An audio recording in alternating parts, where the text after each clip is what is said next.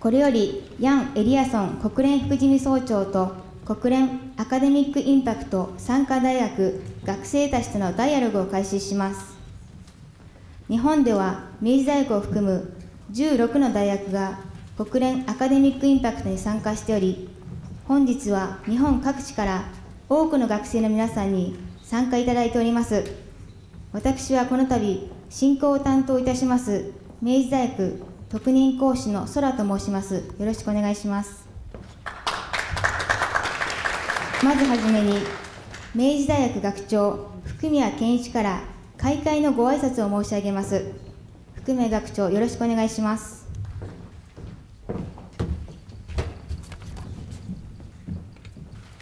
本日はエアリソン国連副事務総長と学生たちのダイアログへご参加いただきまして誠にありがとうございます。私は明治大学学長の福宮と申します。大学を代表いたしまして一言ご挨拶を申し上げます。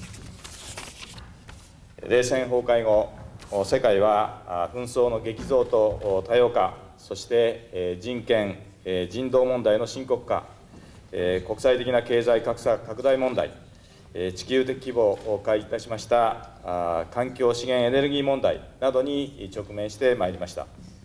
私たちはこれらの深刻な課題を解決すると同時に、明るい未来を展望し、そこに到達する道筋を切実に求めております。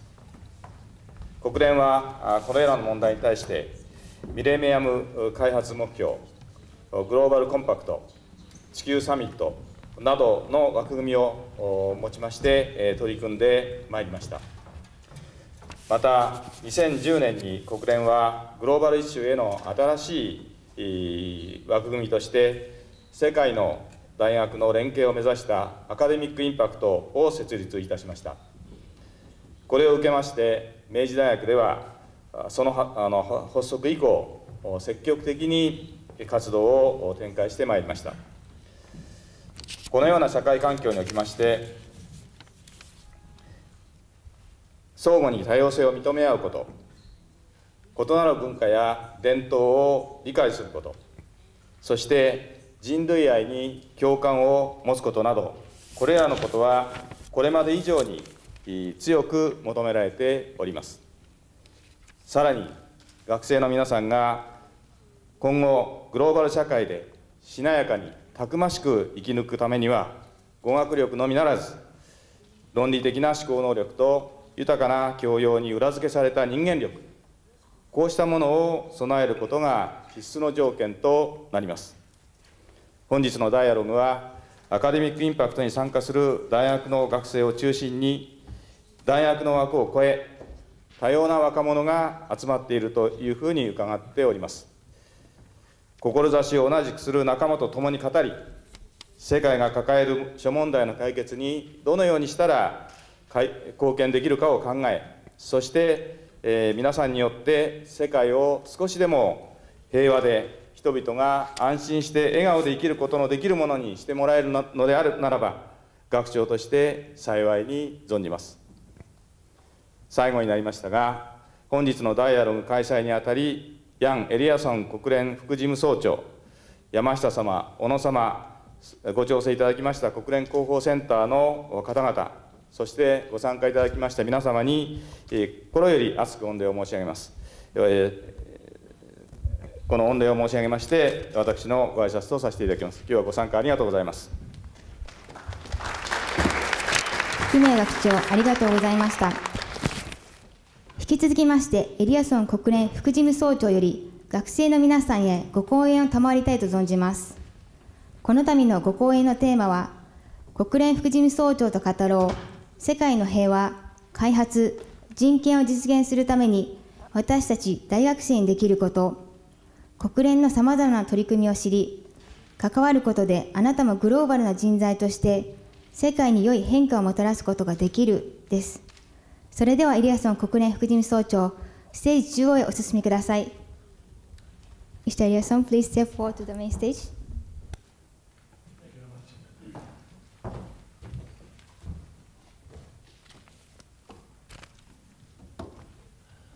Mr. President, professors, Dear students, it's good to be back in Japan. It's my third visit to this country. It is many years ago since I was here. Things have changed considerably. A new generation has grown up. You were probably not born when I was here the first time, but I'm very glad to meet you. I was visiting professor myself recently after I was foreign minister. I was teaching international relations and diplomacy at Uppsala University in Stockholm. In Uppsala. So very glad to be with you. And I'm on a trip to Asia, Northeast Asia, on behalf of Secretary General Ban Ki-moon.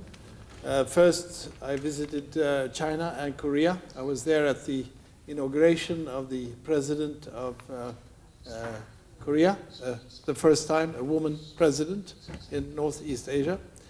And I then went on to Japan.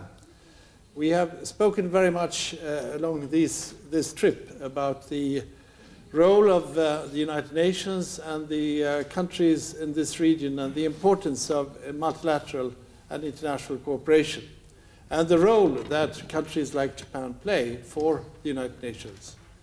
We are mutually dependent on each other. A strong United Nations requires the support of countries like Japan. But we also hope that we can provide Japan with international solutions, international formulas. And this goes both for peace and security, development, and human rights.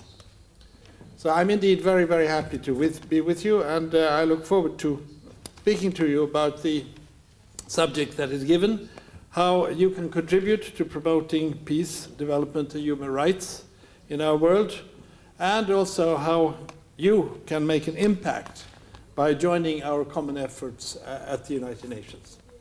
So I will try to follow this outline of this lecture. When I was president of the United Nations General Assembly 6 years ago, we formulated the goals and the mission of the United Nations in the following sentence. We said, in this world, there is no peace without development, but there is also no development without peace, and there is no lasting peace or sustainable development without respect of human rights. So peace, development, and human rights are the three major pursuits, missions of the United Nations, and they have to be conducted at the same time. Many years ago, we thought about peace being the first goal, then we would do development, and then we would work for the respect of human rights. That is outdated. That is not correct. We need to work with all three at the same time. Otherwise, it's like a structure that is built on three pillars, and you take one pillar away, and the whole building falls apart. So this I saw also when I was mediating in the war in Darfur. I was the UN mediator in the Darfur conflict. And I saw there on the ground how true and relevant this was. The war made the country poorer and poorer. They could not plant out in the fields because they were afraid of being killed. And of course, the young people were afraid of getting recruited into the different forces. And during the war, there was a brutalization of people and leading to very serious violations of human rights. So I saw that my work as President of the General Assembly was translated to the ground and confirmed to me, convinced me, that we have to work with all these three aspects at the same time. What does that mean? Well, the consequences of it is that we need to integrate the way we work. We have to break down the walls between the work and the analysis of peace and security on the one hand, development on the other, and rule of law, and I would say human rights, and I would also add rule of law, by the way. And make sure that we see the problems in a holistic and a comprehensive way, and put the problem in the center, and then ask ourselves, how can this problem be solved? This goes then for the United Nations to break down the different walls between the different parts of the UN, but it also means that we need to reach out and see others who can influence the problems of today. And the problems of today are so complex and are so huge that we simply have to bring in others. We have to think and work more horizontally and less vertically. In the silos, yes, we are very good in our own field, but in order to affect the problems, whether it is climate, migration, organized crime, name it, we need to work horizontally, both among nations, but also among different disciplines. So here's a great challenge to you as young people. In order to be making progress, you need to be very good in your own field, whether it's law, economics, international relations, but you also need to connect with those who are experts in other fields and gather that energy around the problem. That is, I think, the new technique of working with today's problems. I think this also requires us to move out to others. In the UN system, we need to reach out to what is called the Bretton Woods institutions. World Bank, IMF, financing of development will be a very major issue. World Bank is an important actor. There's regional organizations. I'm European, I'm from Sweden. We are part of the European Union. That's another actor. Governments, of course. And then private sector, the academic world, civil society, non-governmental organizations. We are all there to give our contributions around these huge issues, where we put the problem in the center. And in a way come to the conclusion that in order to deal with today's issues, we need to have a sense of shared responsibility.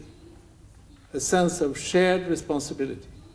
And in the best of cases, reach solutions that are based on a sound international division of labor. That's how we should proceed, in my view. And this is important, and we are in a hurry.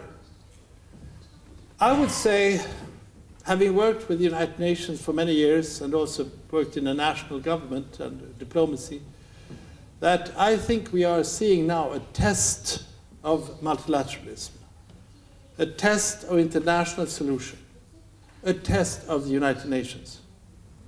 We are tested in the civil war in Syria.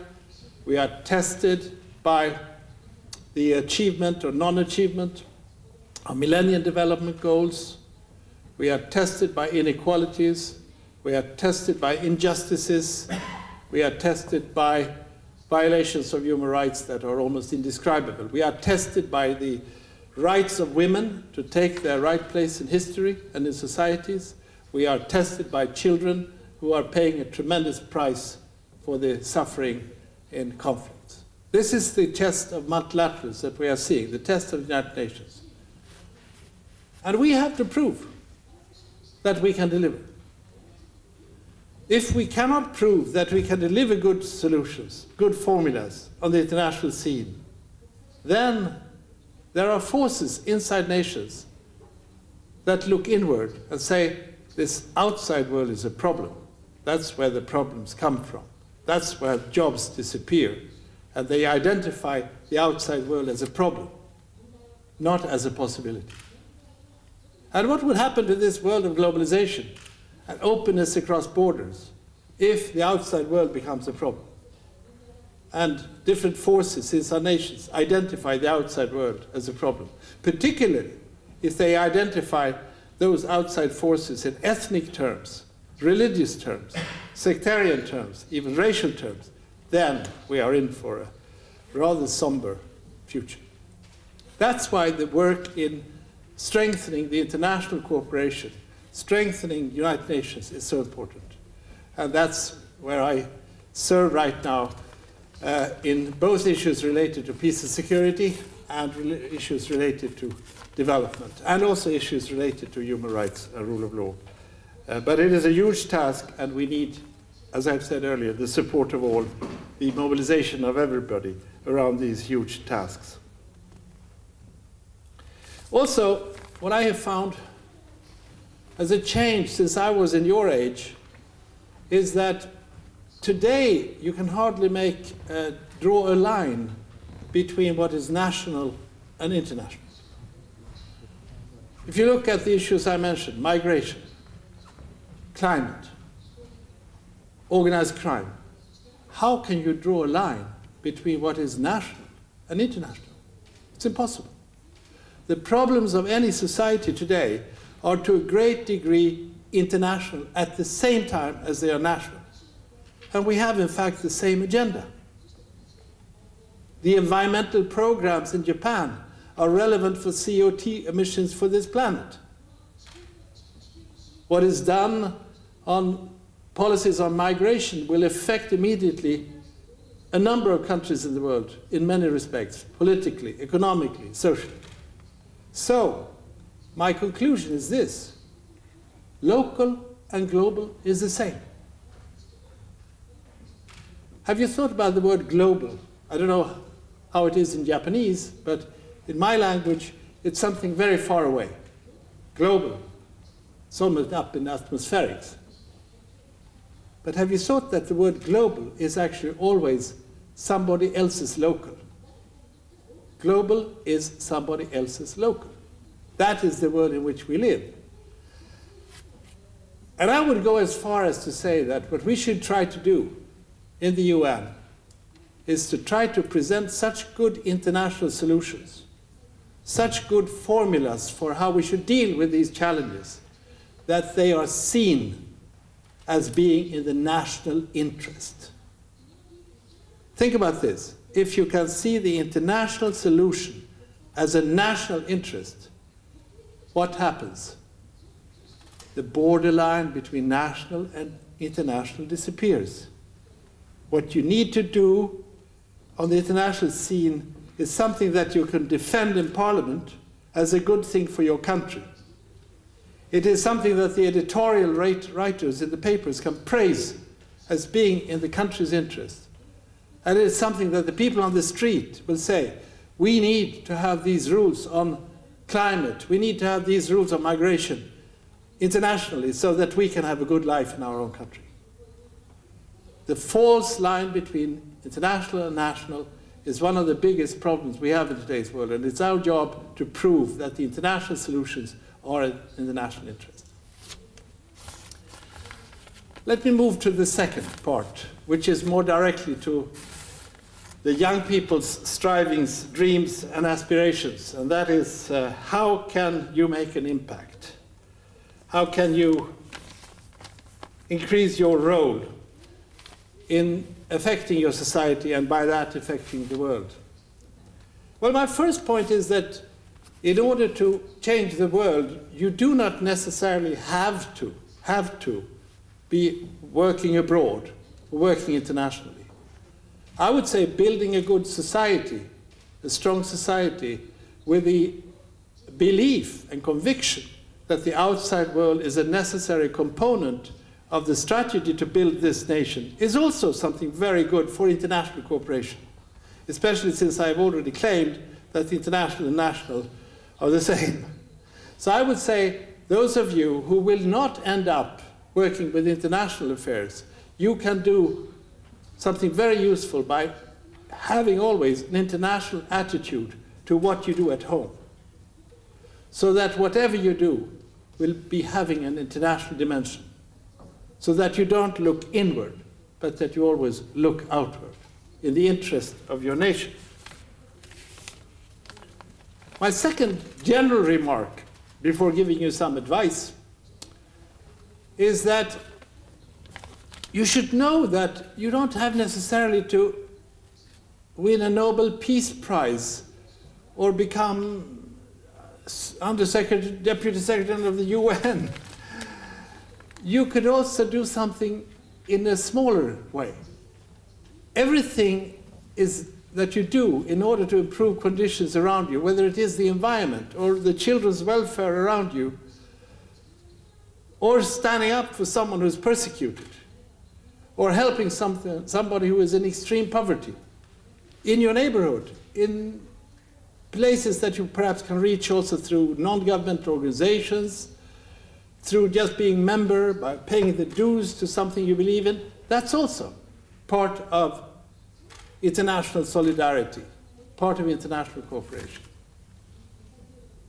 I say often, nobody can do everything, but everybody can do something. Nobody can do everything, but everybody can do something.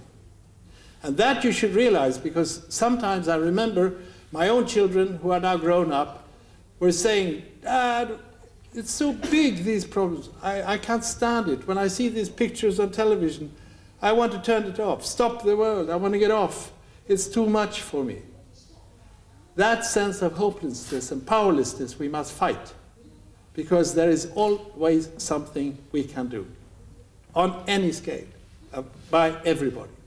And that helps change that sense of hopelessness, that you are part of something larger, whatever you do, even if you don't have a prominent position as foreign minister in your country or Secretary General of the UN. Some practical advice, though, after having said this. I heard the President spoke about, of course, the skills in learning and the skills you learn in your training, that you should be very good at that. But I heard you also mention languages. And it is, of course, tremendously important in today's world to be able to speak languages and also write in languages. Of course, the most important language in international organizations is English, but there are also other languages that are absolutely crucial. There are 6 official languages in the United Nations. So apart from your own language, I would advise you to try to be fluent. Try to be fluent in at least one other language. In the best of cases, 2. It helps you tremendously, not only professionally, but also from a personal point of view. You reach other cultures. You get a deeper sense of community with other people if you speak their language. That is the first thing I'd like to say, as a very practical advice. Another piece of advice is to collect experiences abroad, if you are aiming for an international career, that is. To go out as an exchange student. I was an exchange student in America. When I was 17 years old, I went to a high school in America, and it was a program that had 22 nationalities, and we were 800 young people on the ship going from Europe to New York. I never forget it. That's where I decided to join the UN, believe it or not. Also, you can join organizations that have assistance programs abroad, volunteer programs, be volunteers, interns, stagiaires, as it's called, often in international organizations. I have had several young people working with me, both when I was ambassador to the United Nations and in the UN. And one of them is now serving as one of my closest associates in my office. Pim Valdre, you know, Claudia, looking at my colleagues over there. So these are some practical advice. I also, if you want to, for instance, enter the foreign ministry exams in Sweden, I always watched whether the person had been shown a logical interest in foreign policy, nothing that he or she had invented the last year or so. So I looked very much whether they had joined the foreign policy associations, the UN associations, or shown early on that they had a commitment, an interest in international affairs. So this might be some type of career advice to you. But I will finish with something which is a mini version of my lecture. Don't be afraid, it's not going to be long. A mini lecture of my time in Uppsala, where I spoke about what are the reasons that we failed, I failed, or succeed in negotiations, mediation, and in fact diplomacy. And I would go even further, the reasons why you fail to reach results in what you want to communicate. And I will give you the 4 reasons that I concluded were behind either success or failure in negotiations. And I would think that these 4 conclusions are applicable to you generally, and maybe also might even be some type of career advice for you, and hopefully helpful for you in your future work, wherever you work, whether it is in international diplomacy or negotiations that we human beings conduct every time, everywhere. The first reason why you failed in negotiations and mediation, and I have mediated in 6 international conflicts, from Iran, Iraq to Darfur, via Sudan, Somalia, Sudan twice, and I had to analyze why did I succeed or why did I fail. And these were the 4 reasons. The first reason is, and I come back to this point, the language, the word you choose. A word is like a key to open a door. If you choose the right key, the door opens. If you choose the wrong door, the door is closed. So wrong key, the door is closed. There are so many nuances in diplomacy. To find the right nuance is extremely important. To have words in reserve for the next round when you are to convince, you have to find a different way of phrasing your points of view, and they often have to be done in foreign languages, mainly English or French for my part. So I collect words. I collect words like, you know, I have tools in the tool basket so that I can pick up the right tool for the right problem. If you don't have that big toolbox, you are very limited. So that is number 1. Collect words. Treasure the word. You will be using the word as your main instrument of conviction, of persuasion. The written or spoken word is your main instrument in 90% of the cases in this room. Secondly, the art of timing. You have to carefully analyze when you do something. If you present a negotiation proposal too late, well, it's gone. If you present it too early, it might also be gone. You have to choose exactly the right moment when to move. Otherwise, you can spoil the opportunity. Children are good at timing.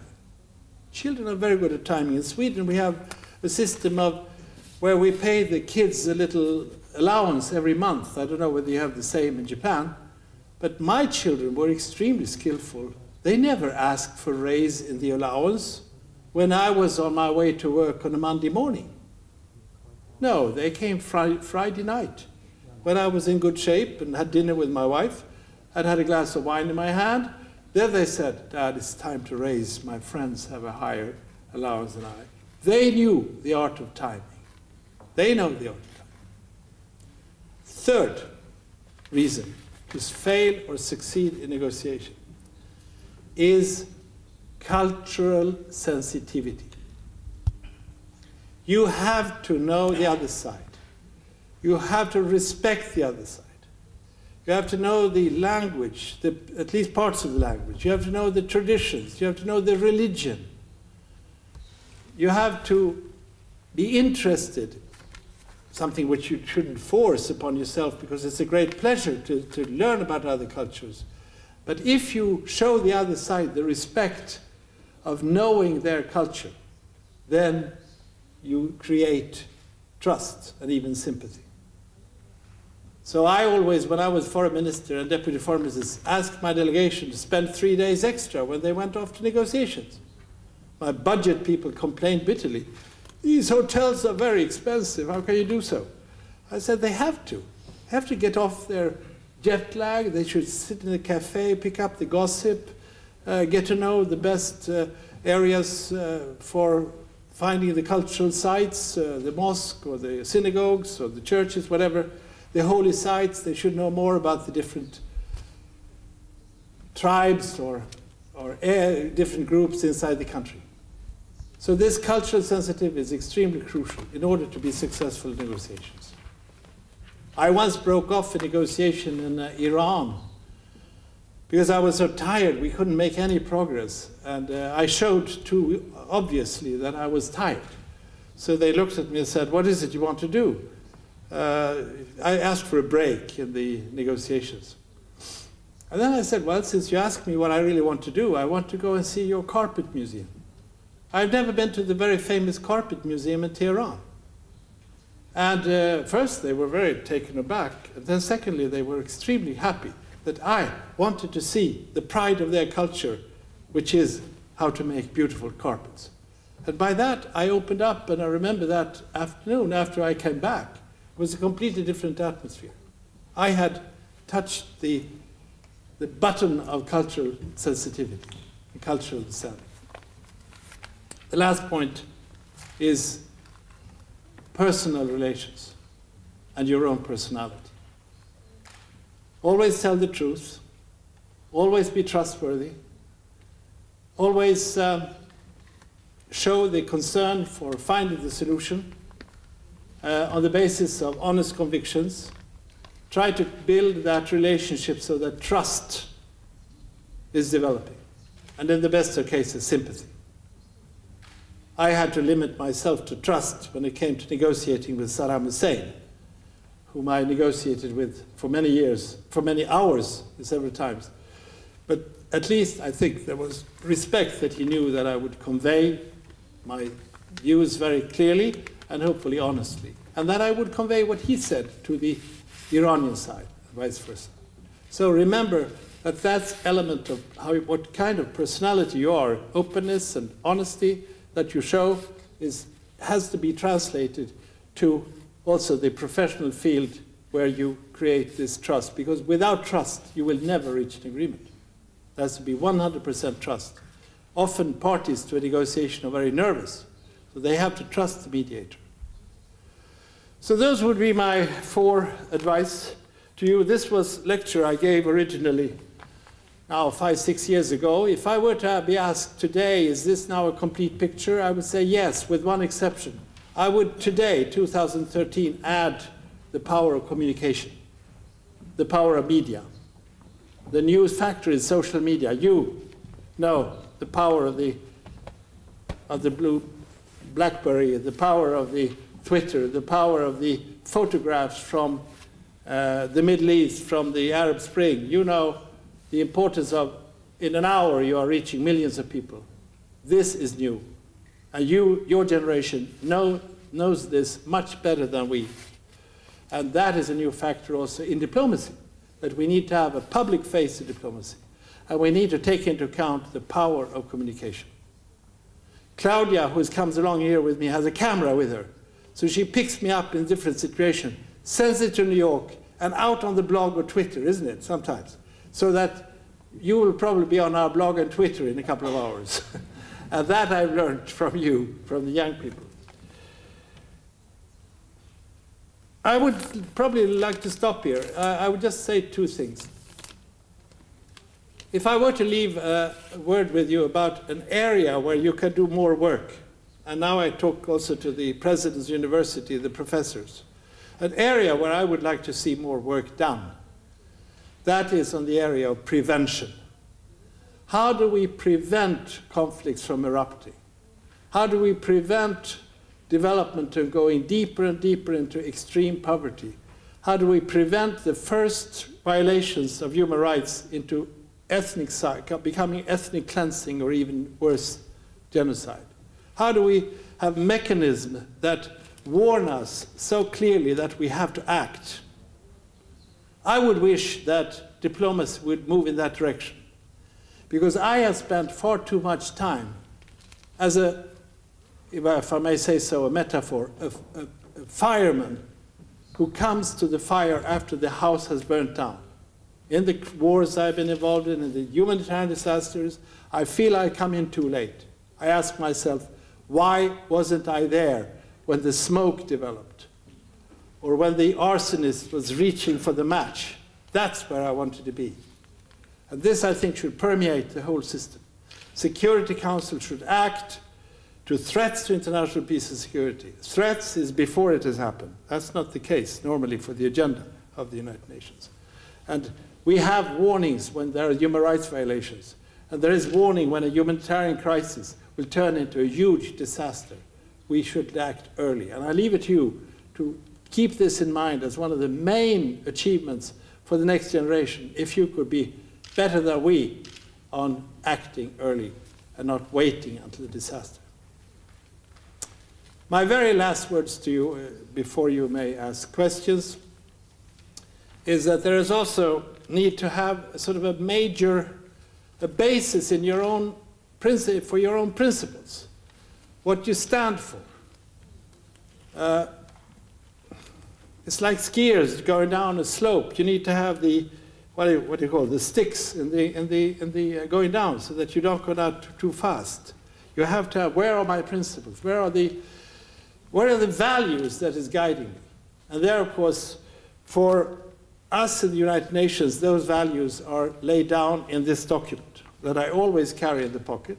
I have a very worn one. You can see here in the front row, it's a very worn document. It's the Charter, the UN, which contains these beautiful principles of what this organization stands for in terms of peace, development, and human rights. And this is the type of principles that should be in your heads also. What is it you want to stand for? What is it that is going to guide you? If you have those principles, then it's much easier to deal with the day-to-day situations. Dag Hammarskjöld, who is a Swedish Secretary General of the UN, who is my role model when it comes to diplomacy, he had a saying about the future, where he said the future is two things. The future is the vision, the horizon, he said. But the future is also the step that you take tomorrow. In other words, you have to connect your steps to the vision you have. And that, I think, is important, that you both be practical about the step you take. Don't fall in a trap, but that you also know what direction you go. And then there are two words that in English are better than in my language, and probably in Japanese also, that are pretty good to bring with you in life. I'm giving you far too many fatherly advice here, but I want to, as closing, just give you those two words. These two words are passion and compassion. You need passion. Engage, true, strong engagement. Really show that you want something and stand for it. Without passion, nothing happens in life, on any level, I was about to say. But without compassion with others, the wrong things happen. So passion and compassion in a good combination, I find, are very good lines to follow, or principles to follow, or rather even emotions to follow. And we should not ban emotions also. The world and life is filled of emotions. They are also a kind of reality. So I wish you all the best in your pursuit, professional as well as personal. And I'm sorry that I possibly have spoken a little bit longer than expected, but I will now be available for questions and comments. I thank you for your attention. Mr. Eliasson, thank you very much for your wonderful lecture and useful advices to the student. エリアソン国連副事務総長、ありがとうございました。皆さん、今一度盛大な拍手を国連副事務総長にお送りください。続きまして、学生たちとのダイアログに移ります。ダイアログのファシリテーターを務めていただくのは、国際大学の加藤国際関係学研究課長です。加藤先生、よろしくお願いします。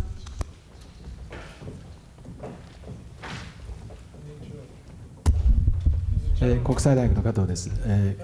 まず最初にエリアソン国連副総長、本当にどうもありがとうございました。貴重なお話と、またお忙しい中、このような機会を作っていただきまして、ありがとうございました。時間があまりありませんので、早速皆様からの質問に移りたいと思います。日本語でも英語でも構いません。手を挙げてですね、本当にお聞きになりたいことをおっしゃってください。所属とお名前を言っていただいて、本当に素朴に思うこと、特にこのいろんな、例えばその3つ同時に達成しなきゃいけないと、あとまた4つのポイントについて、メンションしていただきましたけど、そういうようなことも含めて素朴に皆さんが疑問に思うこと、もしくは国際社会で今後活躍する意味でどうしたことを気をつけていいか、日頃思っていらっしゃることをぜひ手を挙げて質問してください。それでしたらどうぞ皆さん。Hello, my name is Sarasa Fujimoto. I'm from Nanzan University in Nagoya. First of all, I would like to thank you for your impressive lecture, and it's such a great honor to be one of your audiences today. And I am overwhelmed. I'm so excited. Thank you so much. I am totally agree that the pursuit of peace, development, and human rights must take place in parallel. But today, what I would like to ask you is about human rights, especially about the rights of the child and its attainment criteria. As I investigate about the street children in Mexico City, my question is based on the situation of children in Mexico. Even though Mexico ratified the Convention of the Rights of the Child in 1990, violations and abuses perpetrated against children are still frequently taking place. And as I see from the cases and the reality of those children in Mexico, I thought their situation is quite different from the ideal promised in convention. So what would you think, what criteria should be used in ascertaining to what extent and how effectively the convention is responding to the children or accomplished? Well, thank you very much for a very good question. I think we should focus on the vulnerability of children. The children are exposed to war and conflict in a horrible way. They are recruited as child soldiers. They're often violated, even sexually. There is trafficking of young girls and women also, of course, all over the world. And there are many street children completely without care. There is a convention, you're right, the right to the child. It's been adopted, and many countries have ratified it, signed and ratified it. But we have a big problem in today's world that many agreements are not accepted, are not implemented, are not followed. So therefore, you need to keep governments accountable. I hope that in Parliament questions are raised. I hope that civil society plays a role. You have Amnesty, you have Human Rights Watch, who are very active in sending reports. We at the United Nations system have, of course, both UNICEF, which is a special organization to deal with children's situation, but we also have the Human Rights Council and the Human Rights Commission, who very much work with the issues of children. But we cannot improve the situation for children unless there is this mobilization. Everybody can do something. Sorry, nobody can do everything. Everybody can do something. That you see if a child is abused around you, you better act. If you see that a child is walking around without any care, without any parents around, try to help. All over the place, we have to save children. There are so many children, even in rich countries, that are completely without guidance and support from their parents. And I think it's such a huge waste that children are treated the way they are. And we have, particularly we, the parents' generation, have to take this very seriously. But nobody can be done, nothing can be done unless you have this mobilization on all levels and accountability. And questions being asked, what did you do? And how did you do it? Thank you. ありがとうございました。それでしたら他の質問ありましたらどうぞ。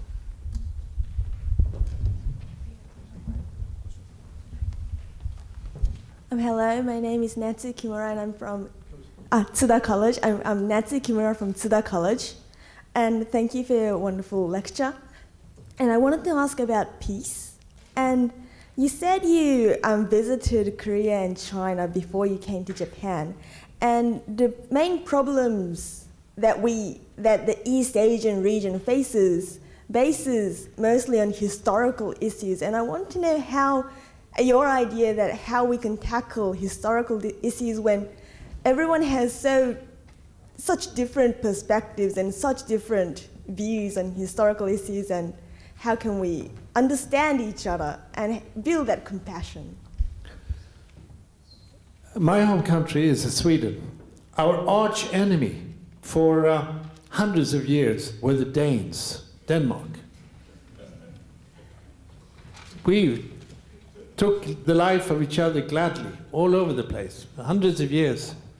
Now we are extremely close, like brothers. That's across the bridge for us. And we are completely common values on practically everything.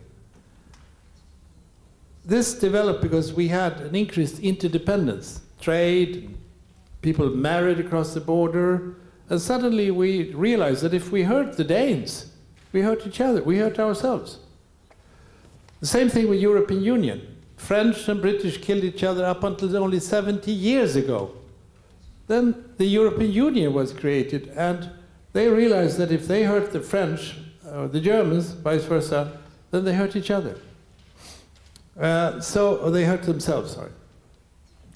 So I think that there has to be a realization that we are in this world together, and that if your neighbor is hurting, you are hurting. And of course, if there are historical injustices, and there certainly are in your history and in this region, then I think it's important to come to grips with that history through reconciliation processes and truth commissions, whatever has been used in the past. But then I think as soon as possible as that clarity has been achieved, where this has been discussed openly, then I think one should face the future and make sure that we come back to the realization that we are all born equal. The Human Rights Declaration says it all. We are all born free, equal in this world. We happen then to have divided each other by languages and nations, but if we forget the fact that we are all equal, then we are off to a slippery slope. And therefore I would hope that you would deal with the past in a way which clears the past in a clear way, but then that you together will go to the future, realizing that your neighbor's fate is also your own fate. And that is, of course, very important today when you have discussions between China and Japan, between Japan and Korea, where these emotions are very high, but there is so much at stake, not least around the nuclear test in Korea, where you really are in need of unity. Because this region, Northeast Asia, is now in the center of the world economic situation. I would say that even there's been a huge geopolitical, geoeconomic shift to Asia. One of the reasons why this shift will stay, this strength will maintain, is to maintain stability. If instability is the rule of the day in this region, then this region will lose its possibility to have that stabilizing role internationally. So there is so much at stake with people coming to grips with their past and facing the future together. Okay, thank you. 私の妻はデンマーク人なので彼が言っていることがよくわかります。他に何か日本語でも構いませんのでそれでしたらとりあえずそちら、立教の学生さん。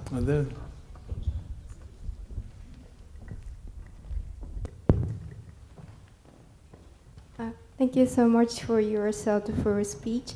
I'm Kaori Suzuki from Rikkyo University. I'd like to ask you about some question which is related to peacekeeping operation. I think there are so many conflicts, including civil wars and genocides still going on even at this moment. And as well as UN forces, there are so many forces from certain governments from certain countries, but I'm wondering if peacekeeping, peace building without any military forces could be successful someday in the near future. So I I'd like to ask for your opinions about this. Thank you. Well, traditionally, peacekeeping has been composed of military forces from peacekeeping, peace contributing countries. Sweden was, for a long time, a very major contributor. Now the major contributors are Pakistan, India, and Bangladesh, and some Latin American countries that are entering the top rank.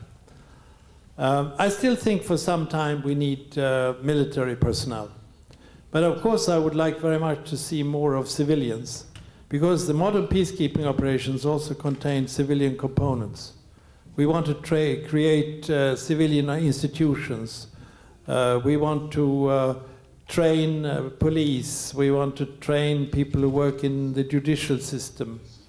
This institution building is absolutely crucial, and that requires civilian personnel. I also believe very much in civilian and military observers without arms. In Macedonia in the early 90s, there was something called a preventive force that was there to prevent the conflict from erupting. It was a very important step forward, apropos prevention. They were there only to be international eyes and ears, if you see what I mean, to show that the outside world was following developments around along the border.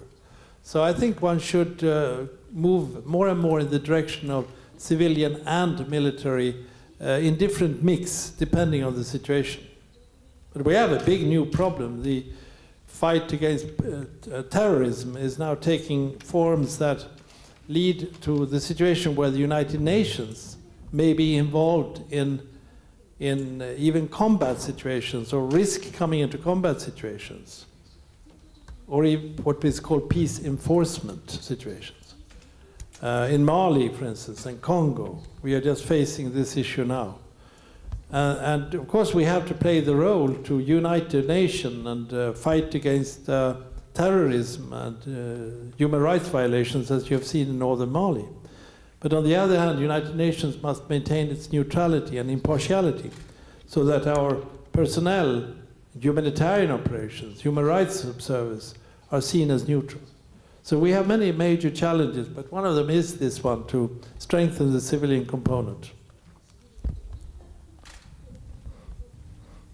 We have to have gender balance in the questions here now.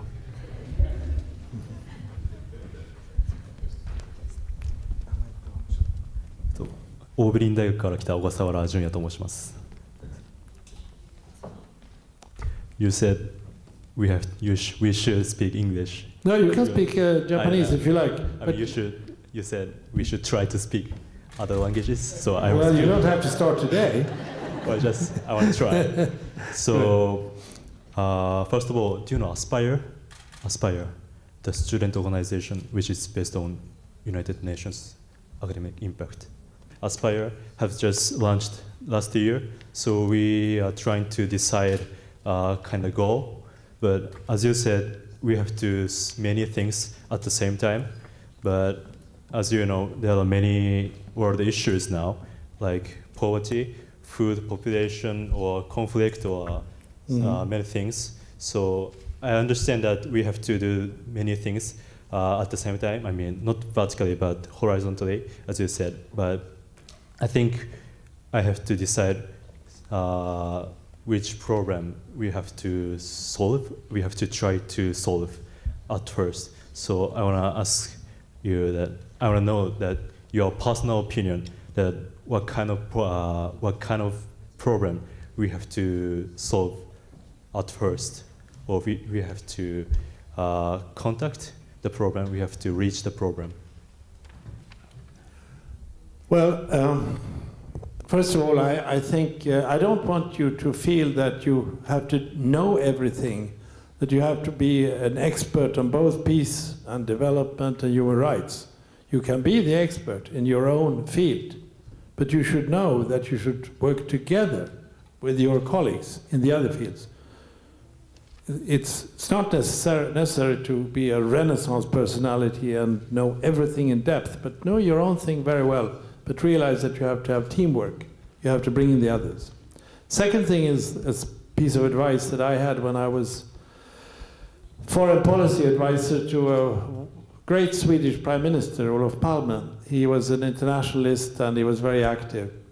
I only had half an hour in his office. He was Prime Minister, so I had only half an hour to bring my issues to him.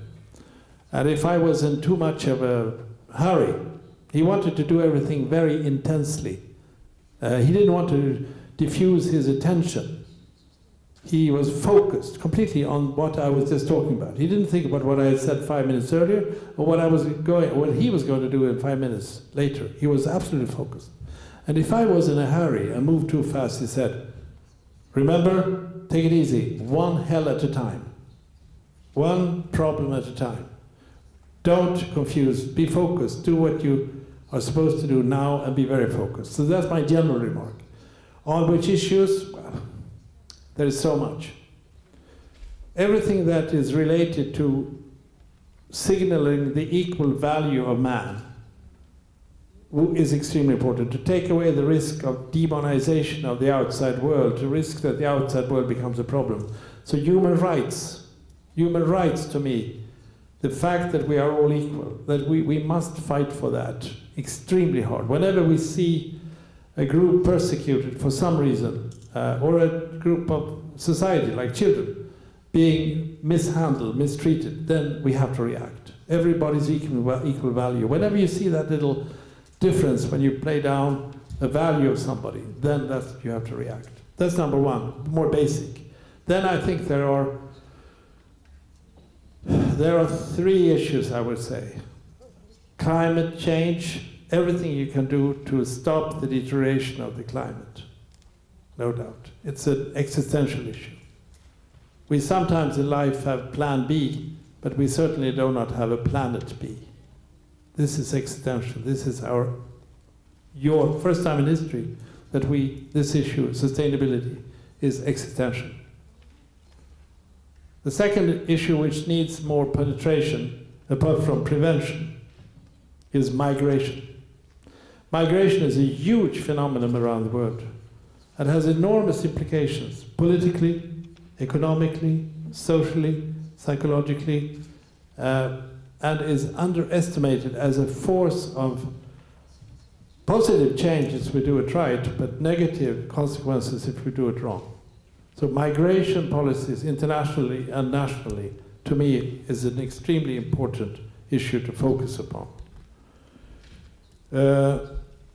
Yes, the third one is something horrible that I've seen too much of also, and that's the role of organized crime and the role of corruption.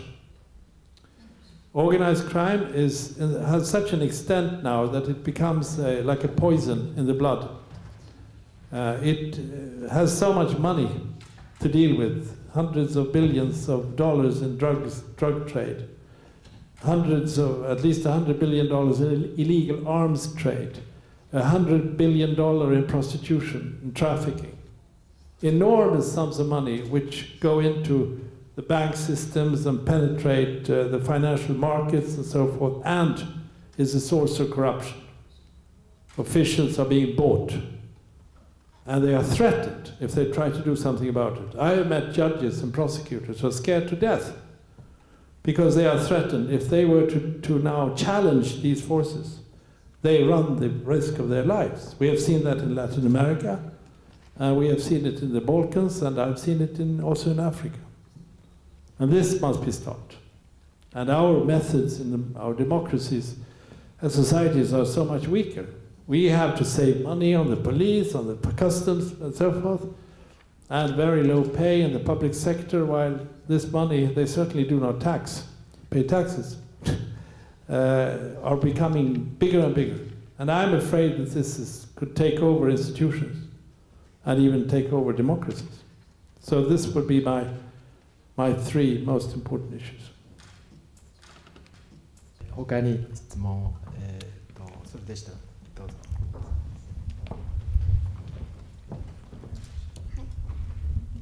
明治大学政治経済学部を勉強しているミャンマーの難民学生桃と申します。私はミャンマーのビルマのシャンという民族です。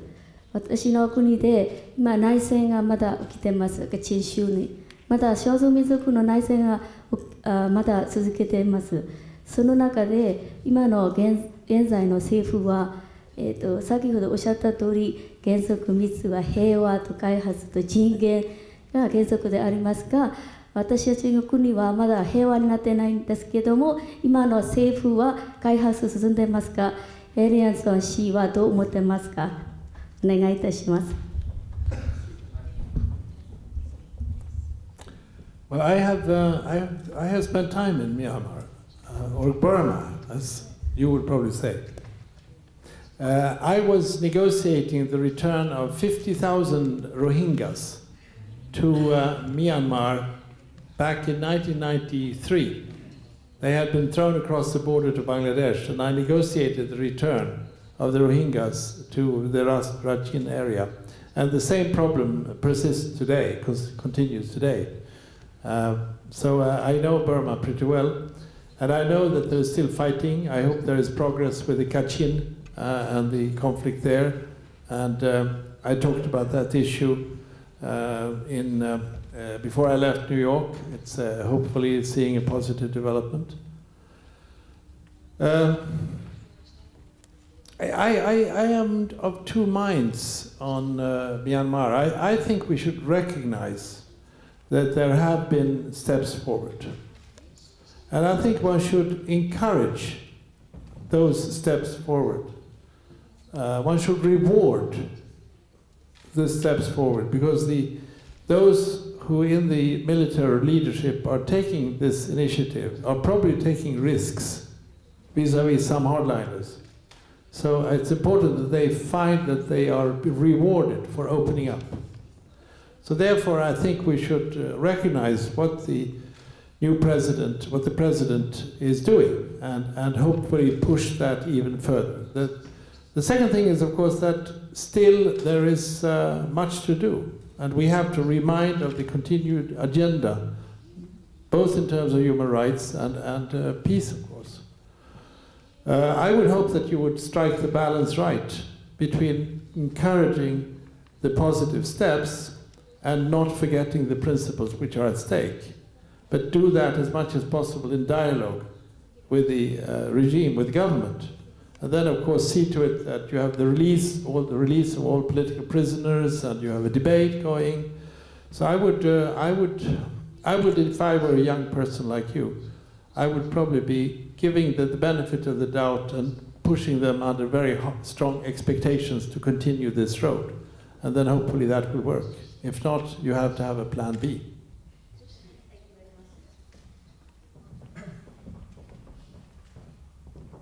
いらっしゃいますか。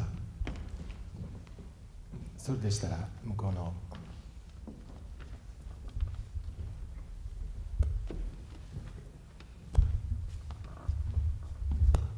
My name is Ram, and I'm from International University of Japan, Niigata. And thank you for your exciting guidance. I have simple examples, and I want to know your comments regarding the peacekeeping efforts of UN. I am from Nepal, so I have seen the positive, the impact of the peacekeeping force from UN that resolved almost all our conflicts now. And at the same time, there is the Syrian case going on, where the UN is still not effective till now, and there is a horrible situation we are hearing every day. So why is the distinction between these two? One is success cases, and the other is failure cases. My concern is whether the domestic reasoning, domestic factors are more vital, or the international factors are more vital to have these two possibilities at the same time with almost a similar situation. Thank you. Well, let me talk about Syria. In some situations where you have a conflict evolving, then you need to have the support of the Security Council in a unified way. When the developments evolved around Libya, there was a resolution adopted which was not vetoed. There was no veto against the Libya resolution, which meant that the operation could take place, and change took place. According to some, it was almost too drastic a change, but it was a very effective resolution. In the case of Syria, there is not unity among the major actors in the Security Council. You have on the one hand US, France and UK, United Kingdom, and on the other hand you have Russia and China. This means that we, who are going to negotiate, will not have enough muscular power to get the parties to the negotiation table, because they are supported by different sides. And that means that we are weakened. So Kofi Annan, who negotiated first, had more or less to give up. He said openly that as long as I don't have the full support of the Security Council, I cannot make it. And now Lakhdar Brahimi, one of the world's best diplomats, is trying his best to make progress, and he has run into similar problems. We hope now that finally hopefully there could be talks between the two, and I stated in a press conference this morning that I hope the Security Council members will support, by a common action, this negotiation possibility, and speak with one voice about starting the negotiations. I don't know whether that will be done, but we are very much dependent on the Security Council. That I can tell you the frustration that you feel about Syria is felt, I can't say even more, but equally with us, with me, with the Secretary General. When I talked to Ban Ki-moon about Lakhdar Brahimi going to Damascus about 2 months ago, the Secretary General asked me how long, when will he go? I said he will go in 10 days. And then he looked at me and said, 10 days? 10 days? That's 1,500 people killed. That's how he feels. He doesn't count the days. He counts 150 dying every day. So we feel great. I said it openly today. I think it might be in the paper tomorrow. I said that we feel frustrated, that we don't have that strength in the Security Council resolution. We can only do the humanitarian work.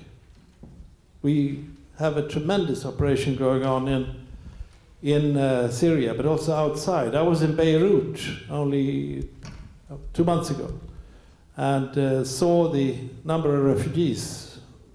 Lebanon is receiving now more than 300,000 refugees in a country with 10 million, well, a very little population. Can you imagine what that does to society? And they also come with the political issues, because there are sectarian and ethnic dimensions to this flow of refugees also. So that's the main difference, and we often take the blame for this. And of course, collectively we can accept to take the blame.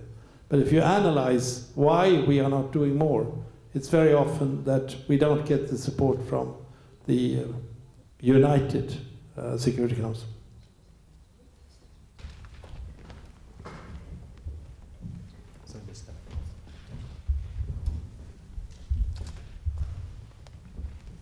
I'm Sho Kikuchi from Meiji University, and thank you for your wonderful speech.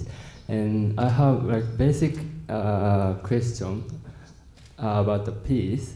And I'm a member of ISEC. Do you know the ISEC? I'm an ISEC. Oh, really? I was vice president of ISEC in Sweden. Oh, I'm so proud. It's the Association of International Students of Economics and Business Administration. Really? I was working in France. Oh, really? At a French steel company.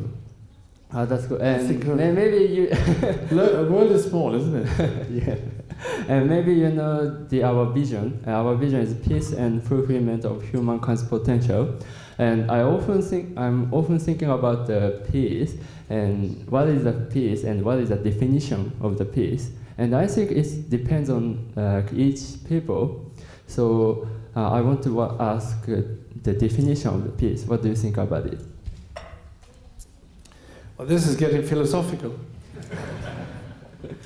Well, peace for a negotiator is usually ceasefire, stop the killing. That's the first step. That's when you have a sigh of relief. Then, of course, if you want to go deeper, peace is also reconciliation. That people start to not fight each other, not hate each other, When the South Africans finally got rid of apartheid, they had Truth and Reconciliation Commissions, where they really saw the other side and they spoke about this and sort of cleansed the system. In Latin America, in Chile and Argentina, there have been also similar processes, so that you really have a stability for peace. If the underlying tensions continue, then you only have a superficial peace. So in a deeper sense, peace is also full reconciliation. Probably some would say that you cannot have, if you follow my analysis, you cannot have lasting peace if you don't have development. So if you have extreme poverty, if you have extreme inequalities, then you have tensions that could turn into conflict. And you could also, with the same analysis that I make, say that if you have violations of human rights systematically, you also have the source of a conflict. So that's the different dimensions that I would prove. Depends on your level of ambition. First, you're very happy that they don't kill each other on the battlefield. Then you have to create a good society. Thank you so much. 他のご質問ありますか。それでしたら、どうぞ。はい。Thank you for giving a special lecture. My name is Masato Yamaguchi, Meiji University student, and I have just one question. What would you think about the role of higher education, university? I think university is a very nice place because we have many international students from China, Korea, or Myanmar, or Burma, or Afghanistan, or Congo. So what would you think about the role, or what we should do with international students? If I were to give a couple of examples of how we could change the world, I would say if we could make it mandatory, obligatory, to have spent 6 months abroad in another university, in another country. This would be one of the most drastic recipes for improvement of the world climate, that it would be necessary to have spent 6 months in another country at university in order to get your degree. I know how much exchange students I met. For me, and this program that you mentioned, ISEC, which I took part in, how much that meant for me, that I worked in a French company for the summer, and that I was spending a year in a high school in Decatur, Indiana, that's a town in the Midwest, with foreign students going back and forth in that respect. I changed my life. Christine Lagarde, the head of IMF, she's an AFS student.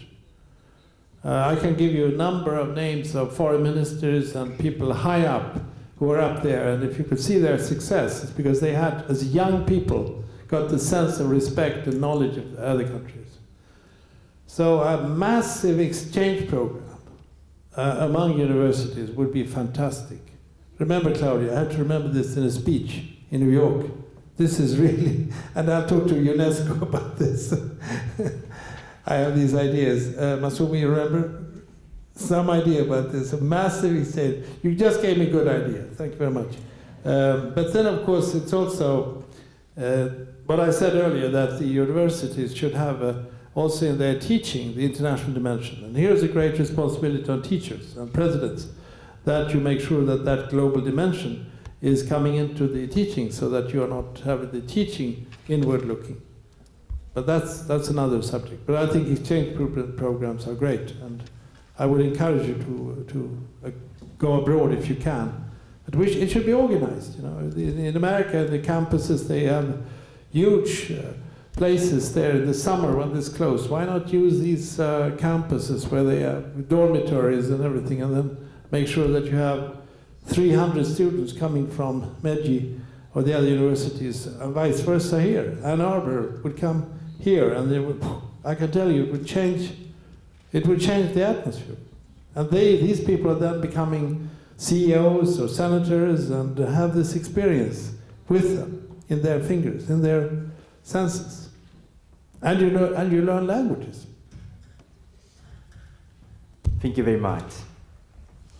それでしたら最後の、方、時間があれですけれども、それでしたらどうぞ。はい。Hi, my name is Hiroki Yamada. I'm studying global business in Rikyo University. And yes, in my department, I'm studying marketing and management within a company, but also the global leadership within the globalized society. And you said you study in the United States as an exchange student, and you've also engaged in many international affairs in Southeastern Asian countries. And also you're here with us in Japan. And considering all of your experiences, what is your thoughts on global leadership? Well, first of all, I had a breakfast this morning with some leading representatives of business in Japan. They were working on something which is called Global Compact, which has to do with the global social, what's the name? Corporate social responsibility. Corporate social responsibility. I myself had a training. I was a Navy officer, by the way, first, and then I switched into business administration and economics. And I was about to go into business through this organization that we talked about earlier. I think business has a very important role in order to maintain growth. But I think it's also very important that business in today's world take social responsibility. That they have an ethics standard which includes having clear objectives on environment, on human rights, and on labor legislation. There are several other areas, but these three are the most important ones. My father was a labor union leader, so I feel strongly about that. If the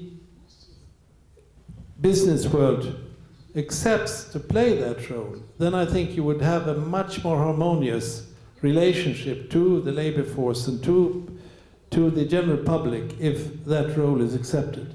And I think growingly modern leaders should accept that, yes, they should accept this global responsibility, no matter where you are.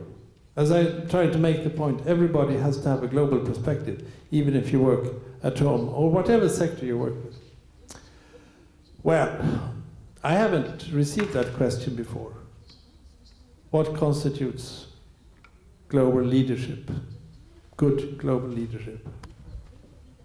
I don't know. I think it's probably the same as leadership generally. Leadership should be the potential to bring about mobilization, to have goals that are based on values. Sorry. Oh, I have to take that later. That's a quote from Dag Hammarskjöld lying there. You have to have the principles with you, and then set the course. This is what I want to stand for. And then I think success in leadership will depend on the degree to which you can mobilize the people around you, so that you can have a sense of team spirit, a sense of collegiality, loyalty to a common goal, which is based on values. And then that you have the capacity to listen and see people. We should be able to see everybody. We tend to become very hierarchical, but we need to hear all the voices. We need to hear the young people. We need to hear those who are working on the lower levels in the hierarchy, to get their voices, to get the energy out of them. And then at the end, get some sense of energy coming from having I was about to say, it should be fun to go to work. You should see that this is, you have a certain bounce in your legs, you know, because you have a sense that we are onto something. That's probably it. And then loyalty. Loyalty. You must be loyal to not only your boss, but I have to be loyal to you. Loyalty goes both ways. That's very important. So that's what I don't know, I could continue, but I don't want to make the list too long, because then it might be impossible to reach it. But I'm sure with the type of questions that I have received here today, I feel very confident that this potential of leadership is in this room. And I wish you all the best. I wish you a great future. I'm a sportsman. I played football, soccer, tennis, everything. And I also was running 440 yards. And we had the most important thing in a relay was to hand over the baton. That was the biggest risk when you were running, that someone wouldn't take the baton. And I have the sense that now you are receiving the baton from me, because I don't know how many years I will be around, but I want someone else to run the next relay, and that you now take the baton. I know that you have a responsibility for yourself, for your country, and for the world. So thank you very much.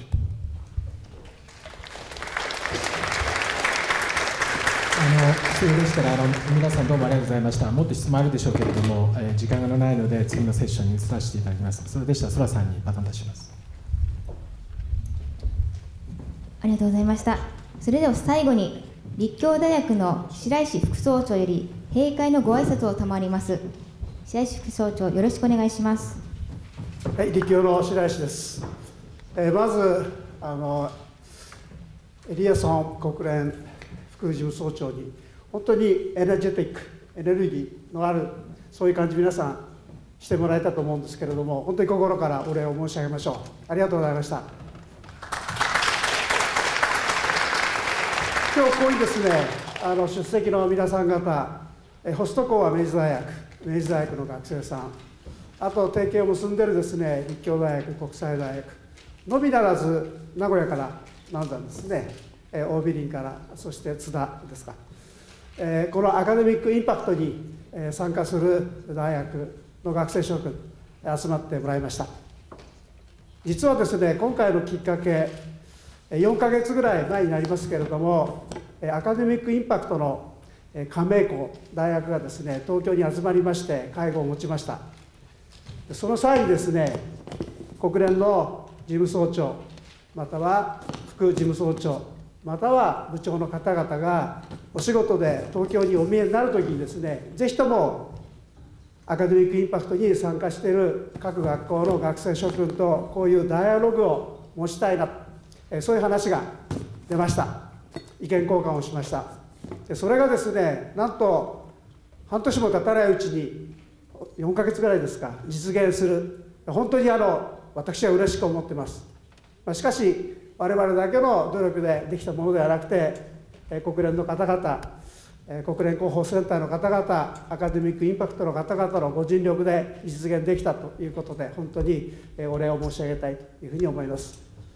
さて、皆さん方、今日、エリアソン参加のですね、お言葉の中で、どういうものを本当に心に受け止めたでしょうか。人によっていろいろ受け止め方はあると思います。パッションとコンパッション、それが心に響いた人、最初の一歩が大事だけれども水平線を見ていかなければいけないという言葉、さらにはですね、自分のやりたいこととともに人と共同することが大事だ、そういったようなですね、いくつかのお話がありました。このいくつかはですね、皆さんの心の中に本当に響いたのではないのかというふうに私は思っています。実はエリアソンさんはですね、ウプサラ大学で教える経験があったと、お話もありました。でその中でですね、若い人に自分の言葉を伝えること、それが大事だと。そして若い人と交わることがですね、本当に楽しいんだ、嬉しいんだと、そういう話がありました。多分今も2、3歳若返ったんではないのかというふうに思いますけれども、その中でですね、自分のご経験を皆さんに伝えるということが大事だ。最後の言葉、忘れないでください。皆さんにバトンを渡した。バトンを渡した。皆さんは今日バトンを受け取ったんだと思います。で、そのバトンを受け取ってですね、全てのことはできないけれども、全ての人が何かはできる。その言葉をですね、心に秘めてバトンを受け取ったというふうに今伝えてもらいたいというふうに思います。心からですね、今日のダイアログと抗議感謝の気持ちを申し上げて閉会の挨拶とさせていただきます。ありがとうございます。白井副総長、ありがとうございました。以上をもちまして閉会とさせていただきます。皆様、今一度盛大な拍手をエリアソン国連副事務総長にお送りください。